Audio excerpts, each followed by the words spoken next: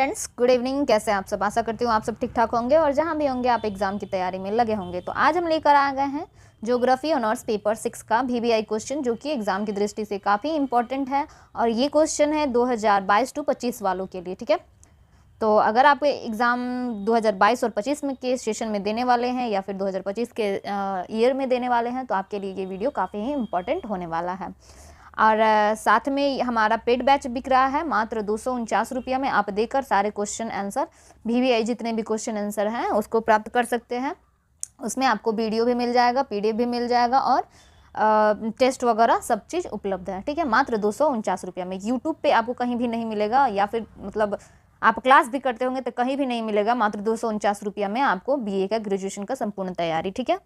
तो आप अगर लेना चाहते हैं, चूँकि एग्ज़ाम बहुत नज़दीक आने वाला है, एक एक दिन कैसे बीत जाता है हम लोग नहीं जानते हैं। एग्ज़ाम बहुत नज़दीक आने वाला है, तो आप लोगों से रिक्वेस्ट है कि कहीं भी पढ़ रहे हैं तो पढ़ाई शुरू कर दीजिए। या फिर हमारे यहाँ पढ़ रहे हैं या फिर किसी भी बैच में पढ़ रहे हैं, कहीं भी पढ़ रहे हैं, लेकिन आप पढ़ाई शुरू कर दीजिए, क्योंकि ये ग्रेजुएशन है, ऊपर से ज्योग्राफी ऑनर्स है और ऊपर से आपका ये फाइनल ईयर है। इसके बाद, क्योंकि हम लोग जानते हैं कि जीवन में ग्रेजुएशन मात्र एक बार ही होता है, और जो मार्क्स ग्रेजुएशन में आप प्राप्त कर लेते हैं, अगर आप पार्ट 1 में अच्छा से एग्जाम नहीं दिए, पार्ट 2 में अच्छा से एग्जाम नहीं दिए हैं, तो कम से कम पार्ट 3 में आप अच्छा से पढ़ाई कर लीजिए, ताकि जो कम नंबर है, ज़्यादा नंबर है, उसको मैनेज किया जा सके। अगर किसी का ज़्यादा नंबर है तो पार्ट 3 में भी अच्छा से मेहनत कीजिए कि आप पार्ट 3 में भी आपको अच्छा नंबर आया। अगर पार्ट 2, पार्ट 1 में भी आपका कम नंबर है तो आप पार्ट 3 में उसको मैनेज कीजिए, उसको अच्छा से तैयारी कीजिए और उसको याद कीजिए क्वेश्चंस को और रिवाइज कीजिए, ठीक है, ज़्यादा से ज़्यादा जितना हो सके। क्योंकि हमारे चैनल के द्वारा ये सारी चीज़ें कराई जा रही हैं, इसलिए बोल रहे हैं कि आप मात्र 249 रुपया में आप हमारे व्हाट्सअप नीचे जो दिया जा रहा है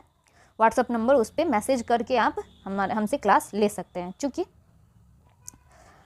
हम लोग ऑल इन 84-54 वाले हैं और आपकी सारी संपूर्ण तैयारी यहाँ पे कराई जा रही है, ठीक है। तो पेपर 5 चूँकि हम लोग जानते हैं कि ख़त्म हो गया है, पेपर 6 भी अभी चल रहा है, क्वेश्चन नंबर 7 पे है। तो आप देख ही रहे हैं, तैयारी जोर शोर से चल रही है। चूँकि आप लोग देख लीजिए कि जो बच्चा नहीं पढ़ रहा है, जो बच्चा रील्स देख रहा है और जो बच्चा क्लास लेकर पढ़ाई कर रहा है, लोग टेस्ट दे रहे हैं, सभी लोगों का टेस्ट में नंबर आ रहा है, वो कहीं ना कहीं आपसे क्या हो रहा है, आगे बढ़ रहा है, आपसे आगे निकल रहा है, एक एक क्वेश्चन ही कंप्लीट कर रहा है ना जी। आप तो सिर्फ रील्स देखने में और इधर मूवी देखने में व्यस्त हैं। तो आपसे रिक्वेस्ट है कि ना, कम से कम मेरे लिए, अपने लिए, कम से अपने मम्मी पापा के लिए कम से कम पढ़िए। कहीं से भी पढ़िए, हम ये नहीं कर रहे कि मेरे ही चैनल से पढ़िए, मैंने कहीं से भी पढ़िए, ठीक है। पर तैयारी आप अपना शुरू कर दीजिए। अगर वीडियो लाइक से पसंद आए तो लाइक, शेयर, सब्सक्राइब कीजिए। देखते हैं आज का क्वेश्चन, ठीक है। विश्व में जनसंख्या गतिशीलता के उत्तरदायी कारकों का वर्णन कीजिए।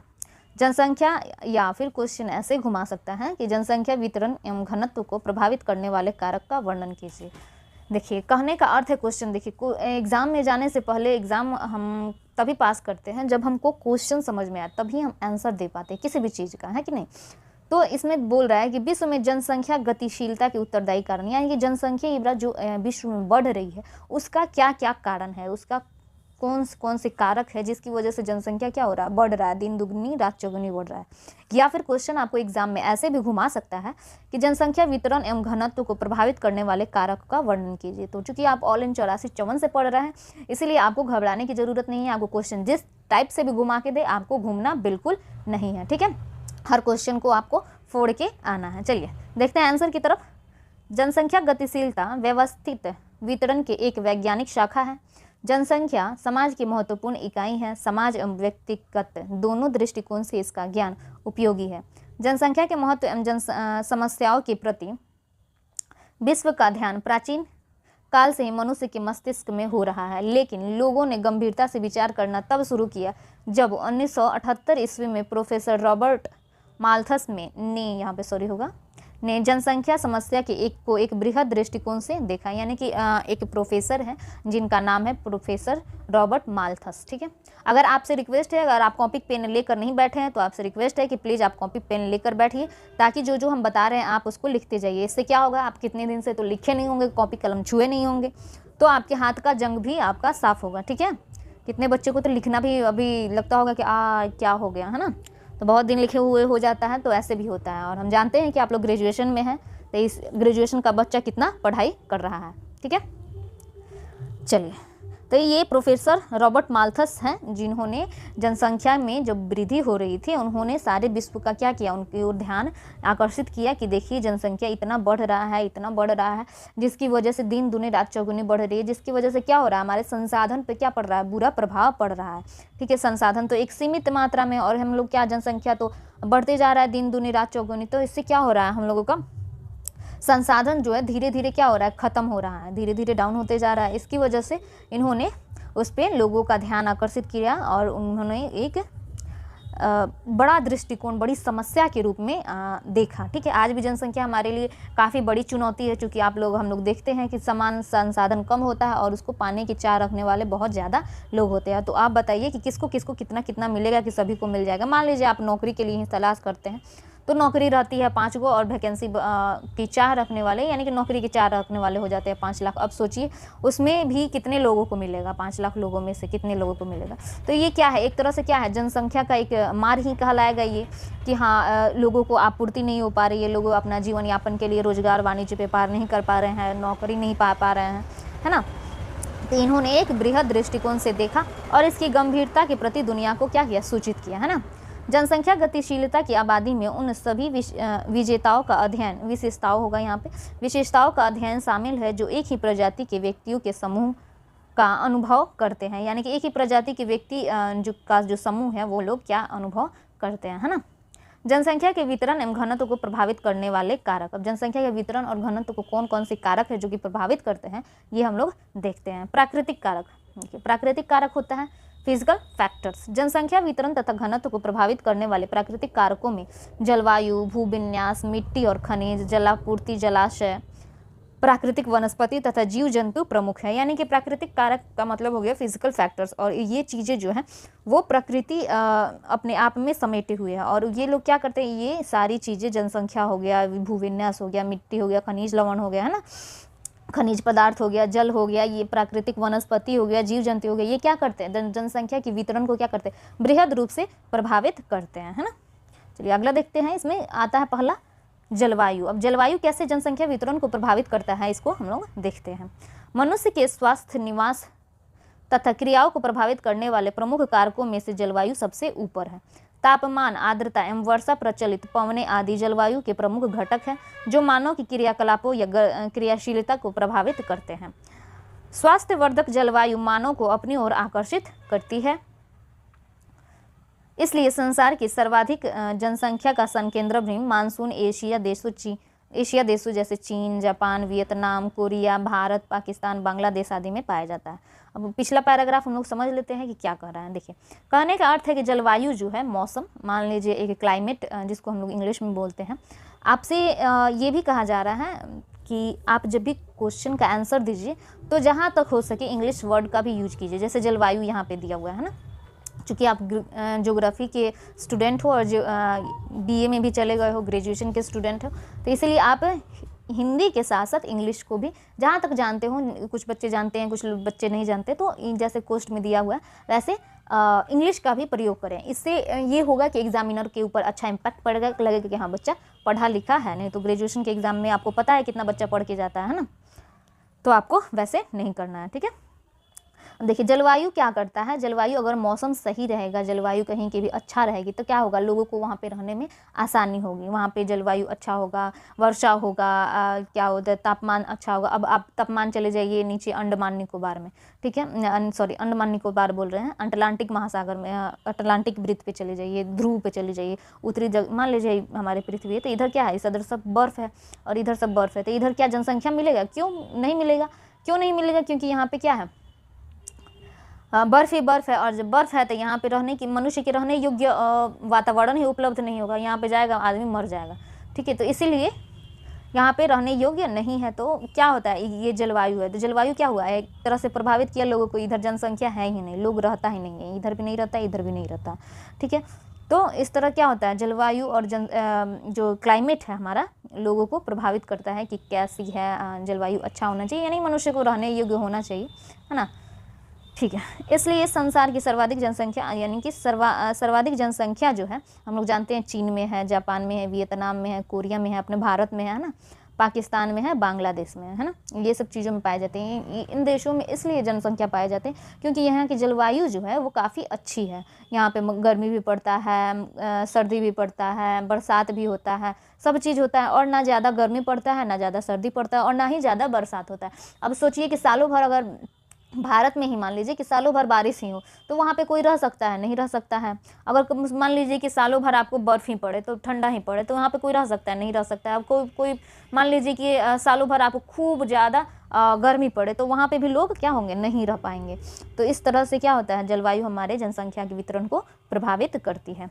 इसी प्रकार शीतोष्ण जलवायु वाले पश्चिमी यूरोपीय देशों तथा उत्तरी अमेरिका के पूर्वी तटीय भागों में भी जनसंख्या का संकेंद्रण अधिक है ना। सामान्य रूप से 4 से 21 डिग्री सेल्सियस तक का तापमान मानव के रहने के लिए अनुकूल होता है। यानी कि मानव के रहने के लिए कितना डिग्री सेल्सियस तापमान की जरूरत है?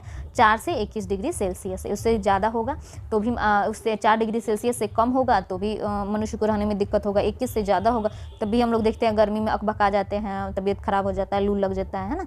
तो उससे भी ज़्यादा होता है तो क्या होता है, हम लोग को परेशानी होती है। अत्यधिक ठंडा और गर्म प्रदेश मनुष्य के लिए अनुपयुक्त होते हैं। यानी कि ज़्यादा ना ठंडा में रह सकते हैं हम लोग, ना ज़्यादा गर्मी में रह सकते हैं। इसी प्रकार वर्षा की वितरण और जनसंख्या के घनत्व में सीधा संबंध पाया जाता है। जनसंख्या का घनत्व अधिक वर्षा वाले क्षेत्र से कम वर्षा वाले क्षेत्र की ओर सामान्यतः घटता जाता है। यदि हम संपूर्ण एशिया अथवा केवल भारत की जनसंख्या वितरण पर दृष्टि डालें तो पाएंगे कि जनसंख्या की सर्वाधिक सघनता अधिक वर्षा वाले क्षेत्रों में है और न्यूनतम सघनता उन क्षेत्रों में जहां वर्षा बहुत कम प्राप्त होती है। एग्जाम्पल फॉर, अगर हम भारत का मैप बना लें, ये हमारा हो गया, ठीक है, और सॉरी मैप बना के आपको बता रहे हैं, चलिए फिर से बनाते हैं। मैप डाल दिया करो भाई।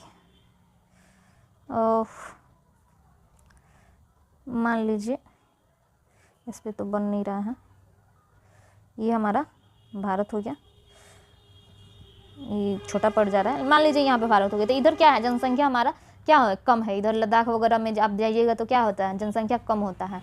ठीक है, क्यों होता है? क्योंकि यहाँ पे सालों भर क्या पड़ता है, बर्फ़ पड़ता है और काफ़ी ठंडा होता है, और ठंडा होने की वजह से क्या होता है, यहाँ पे लोग नहीं रहना पसंद करते हैं। यहाँ पे आप चले जाइए, राजस्थान है, राजस्थान में क्या पड़ता है, बहुत गर्मी पड़ता है, रेत रहता है ना, जिसकी वजह से काफ़ी गर्मी पड़ता है, और इसकी वजह से भी क्या कर, रेगिस्तान में आप देखे होंगे कि लोग नहीं रहते हैं, तो इसकी वजह से भी क्या लोग नहीं रहते हैं, और वहाँ पे जनसंख्या घनत्व तो बहुत कम है ना। चलिए,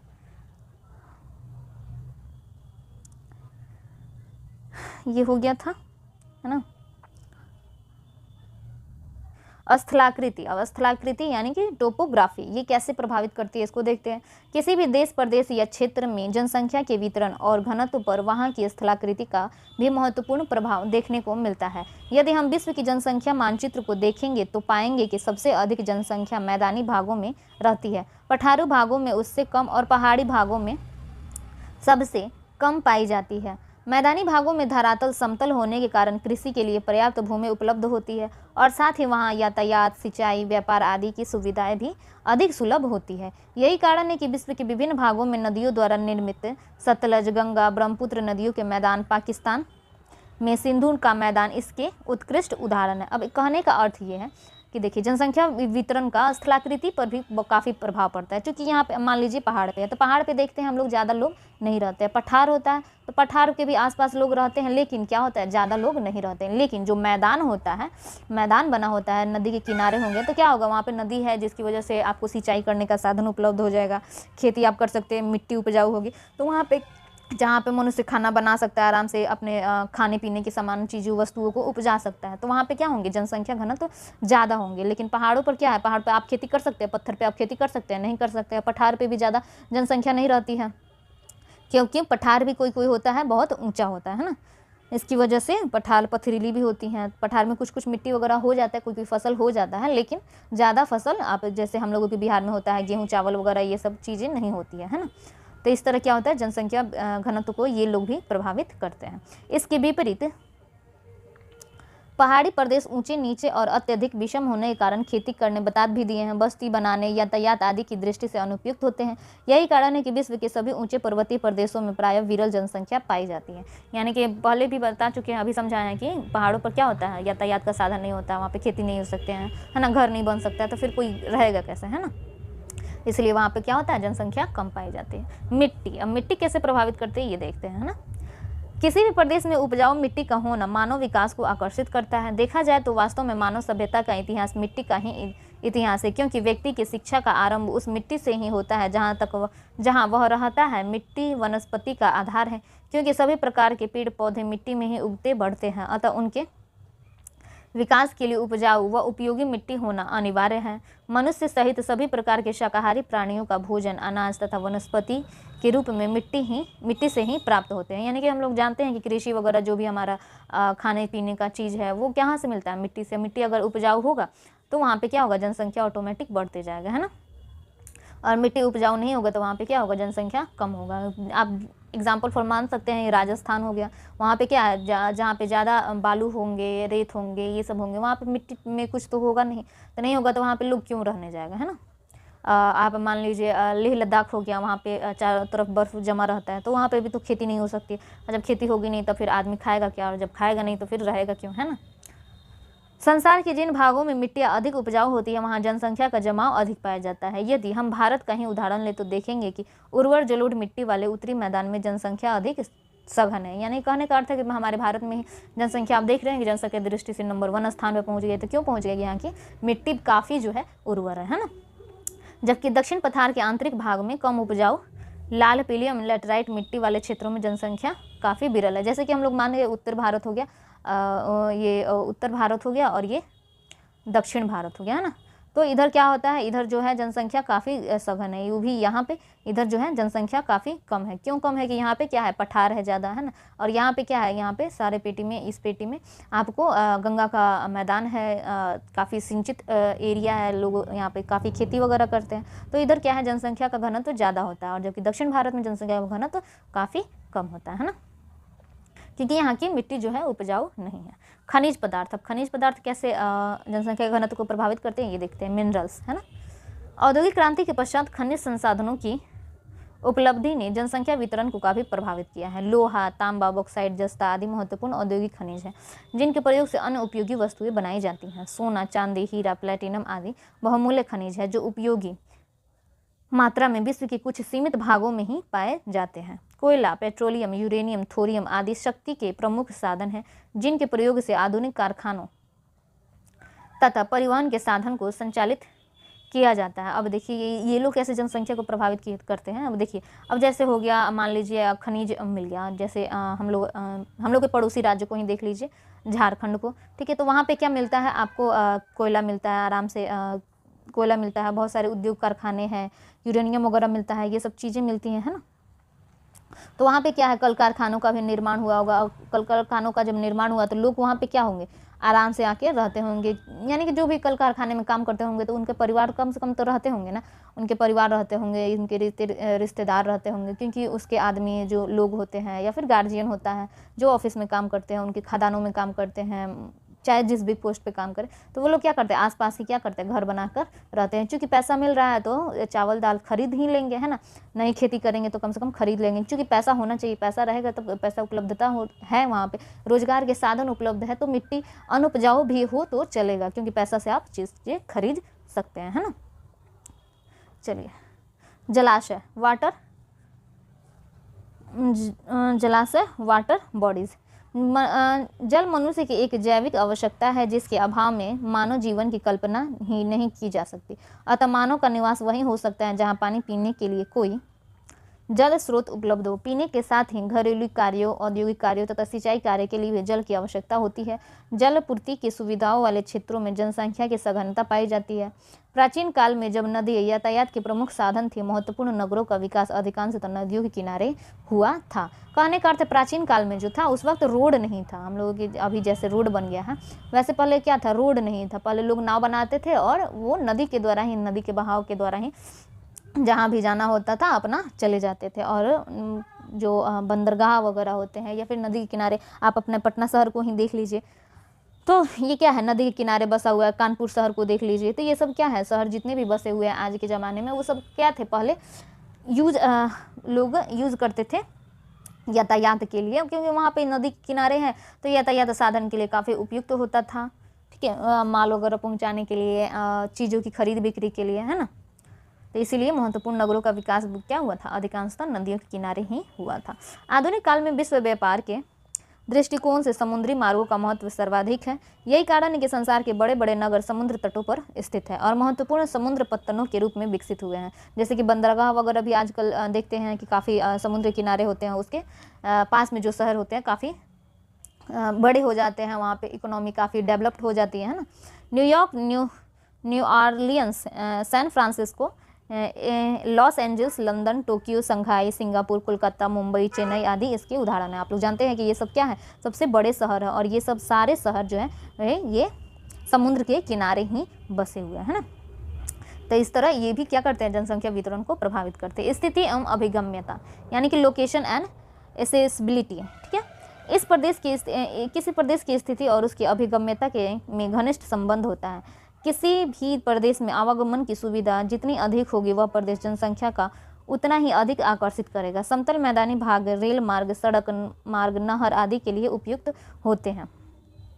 इसके विपरीत पहाड़ी भाग ऊंचे नीचे तथा दुर्गम होते हैं और वहाँ किसी भी स्थलीय यातायात के साधन का विकास करना अत्यंत खर्चीला और कठिन हो जाता है। जल यातायात के लिए नौगम्य नदियाँ तथा समुद्र का तटवर्ती भाग अधिक उपयुक्त होता है। इन्हीं कारणों से जनसंख्या का घनत्व सागर, झील या नदी के तटीय भागों और आंतरिक समतल मैदानों में अधिक पाया जाता है। कहने का अर्थ है कि नदी के तटीय भाग में और समतल मैदानों में इसलिए पाया जाता है ताकि वहाँ पे आने जाने का, यात्रा करने का रोड वगैरह मान लीजिए या फिर नदी किनारे घर ये शहर है तो नौकायान आप से जा सकते हैं।